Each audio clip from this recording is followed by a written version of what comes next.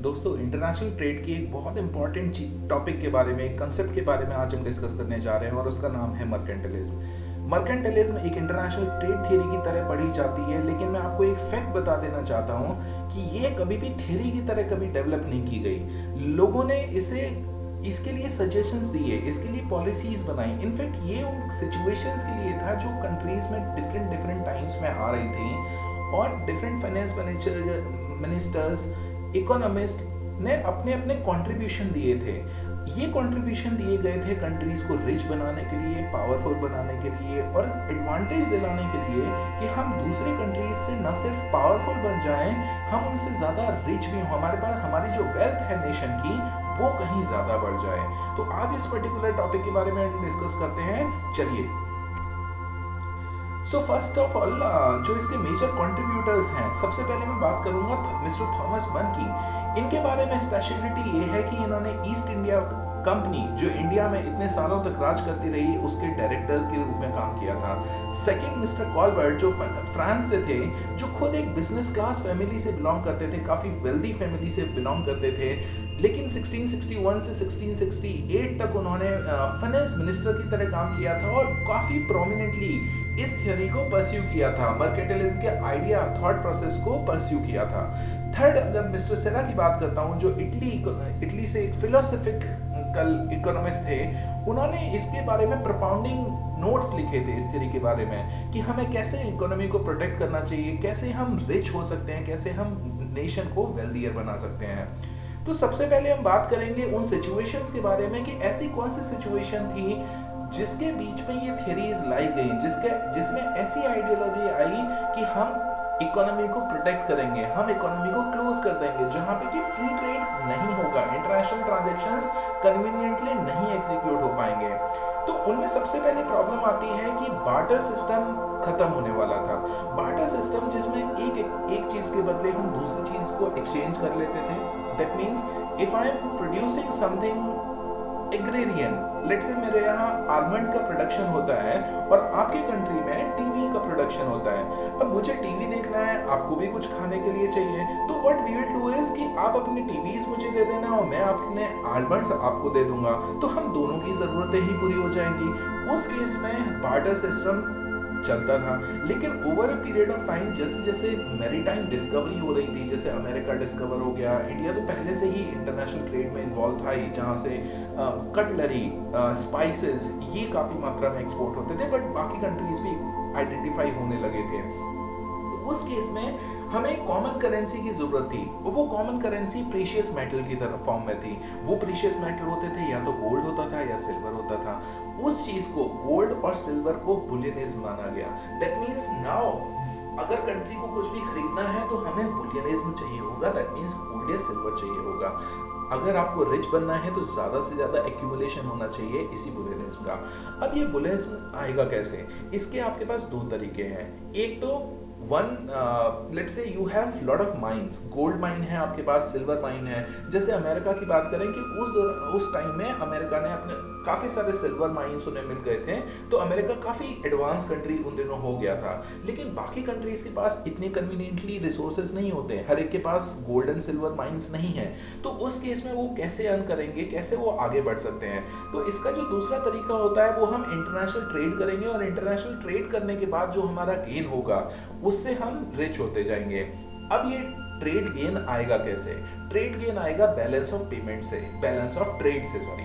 अब balance of trade होता क्या है? बैलेंस ऑफ ट्रेड, जैसा कि हमने पिछले लेक्चर्स में समझा है कि जब हमारे एक्सपोर्ट इंपोर्ट से ज्यादा होते हैं, दैट मीन्स मेरी अर्निंग ज्यादा है एक्सपेंडिचर से, उस केस में मुझे जो गेन होगा, जो एडवांटेज होगा, वो मेरा फेवरेबल बैलेंस ऑफ ट्रेड कहलाता है। एक एग्जांपल लेते हैं, जैसे कि मेरा $100 मिलियन का एक्सपोर्ट था और मेरा इंपोर्ट अगर बराबर है तो बैलेंस हो गया, अगर कम है इंपोर्ट तो दैट मींस लेट्स से मेरा 90 मिलियन का ही इंपोर्ट हुआ तो मेरा $10 मिलियन का गेन हो गया। तो इतना ज्यादा मुझे गोल्ड और सिल्वर मिल गया है जिससे मैं किसी और चीज में इन्वेस्ट कर सकता हूँ और ग्रो कर सकता हूँ। तो बेसिकली आइडिएशन यही था कि हमारा जो बैलेंस ऑफ ट्रेड है, जो बैलेंस ऑफ एक नेट ऑफ एक्सपोर्ट है, वो हमेशा ज्यादा होना चाहिए। ऐसा करने के लिए अगेन दो हमारे पास जो ऑप्शंस आएंगे, और वो दो ऑप्शंस हमारे पास होंगे। इन दो फॉर्म्स में। One is going to be the command domestic economy. Domestic economy को हमें कमांड करना है। दो तरह की इकोनॉमी क्रिएट की जाती है दोस्तों, एक या तो कमांड कर सकते हैं, दूसरा लिबरल कर सकते हैं। लिबरल कर देंगे तो वहां पे लोग खुद से इन्वेस्ट करेंगे, खुद से चीजें डिसाइड करेंगे, लेकिन क्योंकि यहाँ पे हमें पॉजिटिव बैलेंस ऑफ ट्रेड लाना है, क्योंकि हमें ज्यादा से ज्यादा बुलिनेज इकट्ठा करना है, तो हमें डोमेस्टिक जो हमारे कंट्री के अंदर चीजें हैं वो सारी हमें ही कंट्रोल करनी पड़ेगी। दूसरी चीज जो हम यहाँ पर करने वाले हैं वो हम करेंगे फॉरेन ट्रेड को रेगुलेट भी करेंगे। फॉरेन ट्रेड को रेगुलेट कैसे करेंगे, किन तरीकों से किया जाता है, वो हम इंडिविजुअली एक एक करके आगे अब डिस्कस करेंगे। सो अब बात करते हैं कि हम डोमेस्टिक कंट्री को कैसे इकोनॉमिक रेगुलेट करते हैं। सबसे पहली चीज जो दिमाग में आती है दोस्तों, डोमेस्टिक कंट्री को इकोनॉमिक्स में हम कौन से डिसीजंस लेते हैं, what can be done. So 4 questions that are to be answered जो हम इकोनॉमिक्स में करते हैं, that is what is to be produced, हमें क्या प्रोड्यूस करना है, कितना प्रोड्यूस करना है, किसके लिए प्रोड्यूस करना है और कैसे प्रोड्यूस करना है। Basically the 4 questions of economics that creates the Nations wealth is what to produce, how to produce, how much to produce and for whom we are producing. So for these purposes economics के 3 components होते हैं जिसे हमें ध्यान रखना होता है इन question को आंसर करते हुए, कि प्रोडक्शन कितना होगा, कितना हम प्रोड्यूस करेंगे, कौन कंज्यूम करेगा, और तीसरा इसे हम डिस्ट्रीब्यूट कहाँ करेंगे। तो चलिए समझते हैं कि प्रोडक्शन को कैसे कंट्रोल किया गया था उन कंट्रीज में।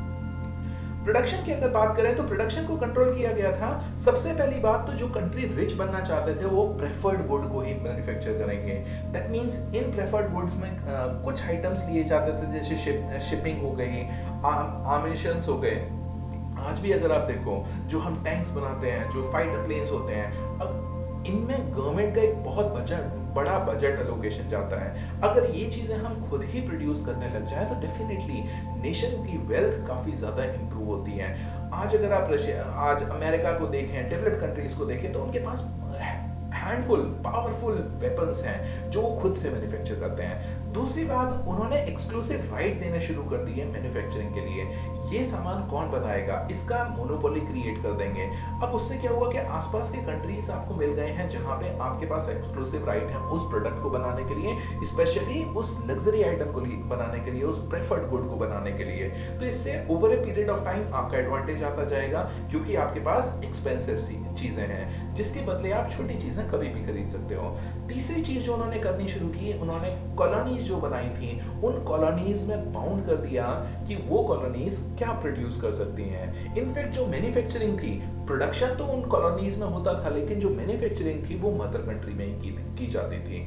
फाइनली होगा क्या, जैसे जो कॉलोनी है वो रॉ मटेरियल प्रोड्यूस कर रही है जिसका की प्राइस कम है, लेकिन फिनिश गुड वो कन्वर्ट होगी मदर कंट्री के अंदर जो रिच बनेगी। डेफिनेटली अगर आप देखो तो प्रोडक्शन में कॉस्ट ज्यादा आता है, मेहनत ज्यादा लगती है, लेकिन वैल्यू उसकी कम होती है। जैसे अगर आप मैट्रेस की बात करो, जो हमारे यहाँ कॉटन की यूज होता है, मैट्रेस बनाने के लिए कॉटन का प्राइस ज्यादा नहीं होता है, लेकिन गद्दा बनने के बाद उसका प्राइस कहीं ज्यादा बढ़ जाता है। तो मैन्युफैक्चरिंग इज बेसिकली जो हमने वैल्यू एडिशन कर दिया, हाउएवर द प्रोडक्शन इज जब वो ओरिजिनली प्रोड्यूस हो रहा है। So this was the difference between the economies. And इसकी वजह से अब क्या फर्क पड़ा कि दूसरा चीज हमें जो चाहिए प्रोडक्शन करने के लिए, मैन्युफैक्चरिंग करने के लिए हमें लार्ज पॉपुलेशन की जरूरत पड़ेगी। अब लार्ज पॉपुलेशन की अगर हम बात करें तो उन दिनों कंट्रीज में पॉपुलेशन को प्रमोट किया गया। पॉपुलेशन को प्रमोट क्यों करेंगे, क्योंकि हमें लेबर की सप्लाई चाहिए। हम अगर हमारे पास लेबर कम होगी, लेबर की सप्लाई कम होगी तो उनका कॉस्ट बढ़ जाएगा, कॉस्ट बढ़ जाएगा तो हमारा कॉस्ट ऑफ प्रोडक्शन बढ़ेगा, कॉस्ट ऑफ प्रोडक्शन बढ़ेगा तो प्राइस भी बढ़ जाएगा, तो हम कॉम्पिटिटिव नहीं रहेंगे। दूसरी चीज, एक मार्केट क्रिएट करने के लिए भी, जहां पे अगर हम सामान तो बना भी लेते हैं, लेकिन कंज्यूम कौन करेगा, दूसरे सेक्शन ऑफ द सोसाइटी में भी कुछ होना चाहिए, उसके लिए भी पॉपुलेशन की जरूरत पड़ रही थी। तो पॉपुलेशन बढ़ेगी तो डेफिनेटली हमारा कंजम्पशन भी स्ट्रांग होगा और प्रोडक्शन में भी इफिशियंसी आ पाएगी। लास्टली, अगर इकोनॉमी को प्रोटेक्ट करने की बात आती है तो हमें सोल्जर्स की फॉर्म में भी हमें ज्यादा पॉपुलेशन की जरूरत पड़ेगी। दूसरी चीज जो उन्होंने की, that was for consumption, and consumption can be controlled in many ways. जैसे जो कंट्रोल्ड इकोनॉमी थी, वहां पे जो लोगों के कंजम्पशन है वो लग्जरी गुड्स नहीं खरीदने देते, इंपोर्ट बैन करके रखते हैं, आप महंगी चीजें नहीं खरीद सकते हो, कंप्लीटली बंद है। या आपकी जो बेसिक नेसेसिटीज़ हैं वो गवर्नमेंट प्रोवाइड करेगी, आपको ज़्यादा इनकम अर्न ही नहीं करने देंगे। तो जिससे क्या होता है, आपकी वांट्स को कंट्रोल कर लिया जाता है, मिनिमाइज कर लिया जाता है और चीज़ों को महंगा कर दिया जाता है डोमेस्टिक कंट्रीज़ में, ताकि आप इवन अगर आप सोच भी रहे हो कि आप उस सामान को खरीदना चाहते हो तो वो आपकी अफोर्डेबिलिटी जोन से बाहर कर दी जाती है। तीसरी चीज जो हम बात करेंगे वो है डिस्ट्रीब्यूशन। डिस्ट्रीब्यूशन के लिए उन्होंने कॉलोनीज बनाई थी, एक ग्रेटर मार्केट प्लेस देखा था और राइवल कॉलोनीज को वो सप्लाई भी करना चाहती थी, क्योंकि ज़्यादा से ज़्यादा बुलिनिज्म तो वहीं से आएगा क्योंकि वो राइवल कंट्रीज हैं और उसके लिए हम प्राइस डिस्पैरिटी को ग्रेटली अडॉप्ट किया करते थे। अब अगर बात करें कि हम फॉरेन ट्रेड को कैसे कंट्रोल करेंगे, तो फॉरेन ट्रेड को कंट्रोल करने के लिए कुछ जो प्रोटेक्शनिज्म अडॉप्ट किया जाता है, जिसमें टैरिफ एक इम्पॉर्टेंट टाइप है। टैरिफ की अगर बात करते हैं तो टैरिफ इज बेसिकली वो ड्यूटीज और टैक्सेस जो इंपोर्ट के ऊपर लगाए जाते हैं। ऑल्दो इसे लगाने के कई सारे टाइप्स होते हैं, जैसे स्पेसिफिक है, एड वोलेरम है। स्पेसिफिक जैसे कि क्वांटिटी के ऊपर, एक कंटेनर के ऊपर आपको इतना टैक्स देना ही है, इतनी ड्यूटी देनी ही है। दूसरा होता है एड वोलेरम, वैल्यू के हिसाब से। लेट्स से अगर आपका $100 वैल्यू है तो 15% आपको टैरिफ पे करना है, तो $15 आपका टैरिफ हो जाएगा। तो रिजल्टेंटली प्राइस क्या हो जाएगा, $100 प्लस $15, प्राइस विल बिकम 115। तो जो चीज़ें 100 में आ रही थी वो आज आप 100 में नहीं सेल कर पाओगे दूसरे कंट्री में आके, वो आप 115 तो आपका वहां पे आके कॉस्ट ही हो गया है, तो उसके ऊपर ही आप सेल करोगे। So this is how the imports are discourage, basically demotivated. Second जो इसका तरीका होता है दैट इज कोटा, कि हम ये सामान इंपोर्ट करेंगे, दूसरा सामान इंपोर्ट नहीं कर सकते हैं, या अगर इंपोर्ट कर भी सकते हैं तो उसका एक डिफाइंड लिमिट होगा कि 100 टन से ऊपर आप इस चीज़ का एक्सपोर्ट नहीं कर सकते हो। If I talk about these corona days में अगर आप देखेंगे तो मास्क की जो क्लॉथ, जो फैब्रिक यूज होता है, उसके एक्सपोर्ट की क्वांटिटी पर इंडिया से बैन लगा दिया गया है, कंट्रोल कर दिया गया है, बेसिकली कोटा लगा दिया गया है कि 100 टन ऑफ क्लॉथ एक्सपोर्ट कर सकते हैं, उससे ऊपर एक्सपोर्ट नहीं कर सकते हैं, क्योंकि अभी इकोनॉमी के अंदर जरूरत है। तो ये एडहॉक मेजर लिया गया है। सो ये बेसिकली प्रोटेक्शनिज्म होते हैं जिससे हम इकोनॉमी को कंट्रोल करते हैं। So that is about the tariff and the quotas are. Next thing that are is making colonies जैसे हमने प्रीवियस डिस्कशन में समझा कि कॉलोनी हम बनाएंगे कि एक मदर कंट्री होगी, उसके बाद वो डिफरेंट कॉलोनीज बनाएगी। जैसे अगर हम बात करते हैं ब्रिटेन की, इंडिया भी उसकी एक कॉलोनी थी। इंडिया में कॉलोनी होके क्या होगा, रॉ मटेरियल प्रोडक्शन होगा, यहाँ पे क्या प्रोड्यूस होने वाला है वो सारी चीजें ब्रिटिश रूलर्स डिसाइड करते थे कि यहाँ पर क्या प्रोड्यूस होगा। अब यहाँ पर मैन्युफैक्चरिंग नहीं होती थी, बेसिकली उनको जैसे क्लॉथ है, सॉल्ट है, ये सारी चीज़ें नहीं बनाई जाती थी। तो उनको कंट्रोल करने के लिए उनको रेगुलेट मैन्युफैक्चरिंग के लिए उनको ब्रिटेन लेते थे या तो किसी दूसरे कंट्री में ले जाते थे और फिर वहाँ से प्रोसेस करने के बाद वापस लाते थे। तो जो रॉ मटेरियल है उसका क्योंकि प्राइस कम है और जो आने के बाद चीज़ों का प्राइस है वो ज़्यादा है, तो वो उनका गेन हो जाता था।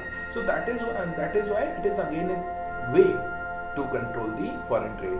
थर्डली जो इसमें हम मोनोपोली क्रिएट करते हैं, मोनोपोली कैसे क्रिएट कर सकते हैं कि हम एक्सक्लूसिव राइट देंगे, बेसिकली लाइसेंसिंग करेंगे कि कौन कितना प्रोड्यूस करेगा और क्या प्रोड्यूस करेगा। लेट्स से अगर मैंने आपको अलाउ भी किया कि आप कॉन्टैक्ट लेंसेज बना सकते हो, लेकिन एक महीने में आप 1000 यूनिट से ज़्यादा कॉन्टैक्ट लेंसेज नहीं बनाओगे, तो इससे क्या होगा, government can regulate anything, government can command कि क्या प्रोड्यूस हो रहा है, कितना प्रोड्यूस हो रहा है। अब उसकी वजह से गवर्नमेंट 2-3 तरह से अर्न करेगी। एक पहला तरीका अगर मैं बात करता हूँ तो गवर्नमेंट को लाइसेंसिंग फी मिलेगी। दूसरी चीज़, क्योंकि मोनोपोली है तो उसका प्राइस ज़्यादा होगा। तीसरा, उसको एडवांटेज मिलेगा क्योंकि उसने जैसे राइट्स दिए हैं उससे फेवर भी गेन करेंगे। सो यहीं से राइज होता है, एक तो कंपटीशन नहीं आ रहा है मार्केट में, दूसरी चीज़ यहीं से करप्शन की पॉसिबिलिटीज अराइज हो जाती हैं। सो ये फॉरेन ट्रेड को रेगुलेट करने के लिए और अपनी इकोनॉमी को स्ट्रॉन्ग करने के लिए, अपने पास पावर होल्ड करने के लिए कुछ एक तरीके अडॉप्ट किए गए थे। तो नाउ अगर इसका एक अच्छा सा एग्जाम्पल देखें कि इनको सबको कन्वीनिएट करते हुए एक 1651 में नेविगेशन एक्ट लाया गया था। नेविगेशन एक्ट में क्लियरली ब्रिटेन ने बोला कि सबसे पहली बात तो ये है कि आप सिर्फ हमें ट्रेड करने का राइट है, एज ए मदर कंट्री जो होम कंट्री है सिर्फ यही ट्रेड कर सकते हैं बाकी कॉलोनीज के साथ, बाकी कंट्रीज के साथ। जो कॉलोनीज हैं, जो छोटे छोटे अलग इंडिपेंडेंट कंट्रीज हैं, वो ट्रेड नहीं कर सकते हैं, they are not allowed for this. अब इसके लिए उन्होंने कॉलोनीज को प्रोहिबिट कर दिया कि पहली बात तो वो इंपोर्ट सिर्फ यूरोपियन ओरिजिन से ही करेंगे। जैसे अगर मेरी कॉलोनी है तो सिर्फ मुझसे ही सामान ले सकता है, और इनकेस अगर मैं चाहता हूँ कि आप सामान दूसरी जगह लेकर जाओ, जैसे अगर ब्रिटेन चाहता था कि इंडिया श्रीलंका को सप्लाई करे, तो वो सामान सिर्फ और सिर्फ ब्रिटेन के शिप में जा सकता है, या ब्रिटेन का इंग्लिश फ्लैग लगा हो सिर्फ उसी में जा सकता है। तो इससे होगा क्या, इससे होगा ये कि कोई भी सामान जो यहाँ इंडिया से कहीं भी जाएगा, उसमें जो इंपोर्ट ड्यूटी लगनी है, उसके ऊपर जो चार्जेस लगने हैं, उसके ऊपर जो एडवांटेज मिलना है और जो गेन होना है, वो मदर कंट्री को हमेशा ही होता रहेगा। तीसरी चीज जो होगी, एक जो क्लॉज उन्होंने नेविगेशन एक्ट में डाला था, नेविगेशन एक्ट में ये रीडायरेक्टेड भी था कि दैट मीन्स आप ये सामान डायरेक्टली एक्सपोर्ट नहीं करोगे, जो भी सामान है वो पहले मदर कंट्री जाएगा, वो उस पर अपनी लेबलिंग करेंगे, अपना ब्रांडिंग करेंगे, जो भी चीजें करेंगे, और उसके बाद ही वो चीजें आगे फॉरवर्ड हो सकती हैं। तो ये जो 3 चीजें थी, ये नेविगेशन एक्ट में उन्होंने डाली थी, और जिसका एक बड़ा जिसको स्टार्टिंग में तो इम्प्लीमेंट नहीं कर पाए थे। ये एक्चुअली 13th सेंचुरी में इसका फर्स्ट ड्राफ्ट लिखा गया था, लेकिन क्योंकि शिप्स सफिशिएंट नंबर में नहीं थे, इसलिए इस नेविगेशन एक्ट को इम्प्लीमेंट होने में काफ़ी टाइम लग गया। तो जब इम्प्लीमेंट हुआ तो इस तरह से मदर कंट्रीज ने कॉलोनीज को बेसिकली डिस्करेज करना शुरू कर दिया था। अब इसकी वजह से होगा क्या, फाइनली इसकी वजह से हुआ ये कि इकोनॉमीज ऑफ स्केल आना शुरू हो गया। इकोनॉमीज ऑफ स्केल होता है कि जब आप ज्यादा प्रोडक्शन करते हो, दैट मीन्स आपके पास कॉलोनीज भी हैं कंजम्पशन के लिए, आपका खुद का कंजम्पशन भी है, आपके हाथ में कई सारी चीजें हैं, तो इससे आप चीजों को कंट्रोल करते जाओगे। दैट मीन्स आपको ज्यादा प्रोडक्शन करना है, जो भी प्रोडक्शन करेगा ज्यादा प्रोडक्शन करेगा, और ज्यादा प्रोडक्शन जब हम करते हैं, लेट्स से अगर मेरे को 10 यूनिट बनाती थी, आज मेरे को 50 यूनिट बनानी है, तो मेरे पास टेक्नोलॉजिकल एडवांसमेंट आएगा, क्योंकि मैं सेटअप बड़ा लगा सकता हूँ, बहुत सारी चीजें सेटअप कर सकता हूँ, जो मैनेजरियल एडवांटेज है वो भी आ जाएगा, फंक्शनल स्पेशलाइजेशन में इंट्रोड्यूस कर सकता हूँ। उसकी वजह से जब मेरा ओवरऑल कॉस्ट ऑफ प्रोडक्शन है वो कम होता जाता है, पर यूनिट कॉस्ट ऑफ प्रोडक्शन कम होता जाता है। फाइनली कंपटीशन मैंने इसके मर्केंटिलिज्म के थ्रू मैंने कम कर दिया, क्योंकि मैं कॉलोनीज और मेरे बीच में अब कोई कंपटीशन नहीं है। मेरा कंपटीशन किससे है, दूसरी कॉलोनी से है। जैसे अगर मैं बात करूं कि फ्रेंच कॉलोनी है, फ्रेंच कॉलोनी का राइवलरी होगा अमेरिकन कॉलोनीज। अब फ्रेंच के अंदर जितने जितने इकोनॉमीज हैं, ये यूरोप के अंदर जितनी इकोनॉमीज हैं, उन सब के बीच में कंपटीशन तो खत्म ही हो गया, क्योंकि हमने उस तरह से ट्रेड कर लिया, उस तरह से कॉलोनी जनरेट कर लिया। तीसरा जो मेरे को एडवांटेज है, क्योंकि अब मैं अकेला नहीं हूं जो राइवलरी इकोनॉमी के सामने जाएगा। अगर फ्रेंच कॉलोनी की बात करते हैं, फ्रेंच इकोनॉमी की बात करते हैं, तो ये अब अमेरिका के सामने अकेला नहीं जा रहा है, ये एज ए मदर कंट्री जा रहा है, एज ए ग्रुप जा रहा है, तो जिसकी वजह से कॉम्पिटिटिव स्ट्रेंथ भी डेवलप हो गई। तो दिस वाज अनदर वे। अब एक बार एक नज़र डालते हैं इसकी डेफिनेशन के ऊपर, दैट कि हम पूरी तरह समझ गए हैं ये कॉन्सेप्ट या नहीं। तो ये कॉन्सेप्ट कहता है कि it is a system of political and economic policy. सबसे पहली बात, ये पॉलिटिकल और इकोनॉमिक पॉलिसी है जो मॉडर्न नेशनल स्टेट के साथ बढ़ती जा रही है, जहां पे हमें चाहिए क्या, ऑब्जेक्टिव। यहां पर आप देख सकते हैं कि objective has been clearly mentioned कि हमें पॉलिटिकल एंड इकोनॉमिक सुप्रीमेसी चाहिए against the rivalries. always remember it is against the rivalry। अब इस सिस्टम में होता क्या था कि हमें यहाँ पे स्टोर ऑफ वेल्थ करना है, that means accumulation of bullionism, means gold and silver, और ये हमारा हो सकता है पॉजिटिव बैलेंस ऑफ ट्रेड के थ्रू। वो दैट मीन्स हमें इकोनॉमी में इंपोर्ट कम से कम करना है, हमें डिस्करेज करते जाना है और एक्सपोर्ट को बढ़ाते जाना है। यही एक तरीका है, क्योंकि हर एक के पास माइंस नहीं हो सकते, और माइंस भी हमेशा लिमिटेड क्वांटिटी में होते हैं। तो ये था मर्केंटिलिज्म के बारे में। दोस्तों मुझे लगता है कि आपको आई गेस इसके बारे में भी समझ आ गया होगा। इसकी प्रैक्टिस के लिए चलिए एक बार एक टेस्ट ले लेते हैं कि आपको इस सब्जेक्ट के बारे में, इस पर्टिकुलर टॉपिक के बारे में कितना समझ में आया है। तो इसमें आपके 5 MCQ टाइप क्वेश्चन होंगे, हर एक के लिए आपको 10 से 20 सेकंड आपको लगने चाहिए, और आपका जो भी टोटल स्कोर हो वो कमेंट बॉक्स में जरूर लिखिए।